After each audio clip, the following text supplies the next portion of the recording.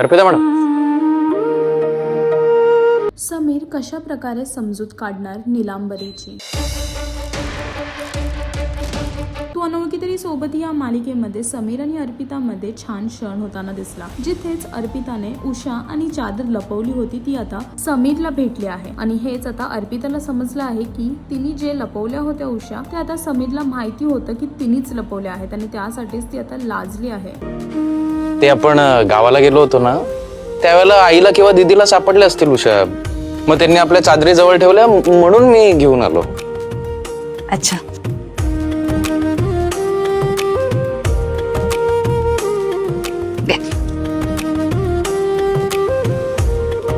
दुसरीकडे समीरला वाईट सुद्धा वाटतंय नीलांबरीसाठी, कारण की नीलांबरी जेवली नाही आहे. आज सर्व होते जेवण्यासाठी पण नीलांबरी नाही आणि आता त्याला समजत नाहीये की नीलांबरीची समजूत कशा प्रकारे काढायची आणि त्याला ह्याच गोष्टीचं वाईट वाटतंय की नीलांबरीमुळे त्याला सारखं तिच्या आणि अर्पितामध्ये एकाला निवडावं लागतं. आता बघायचं हे आहे की नक्की कोणाची बाजू घेणार समीर. हे पाहण्यासाठी तुम्हाला तू अनोळखी तरी सोबत ही मालिका पाहावी लागेल आणि अजून अशी लेटेस्ट अपडेटसाठी टेलीचक्कर रिजनला सबस्क्राईब करायला विसरू नका.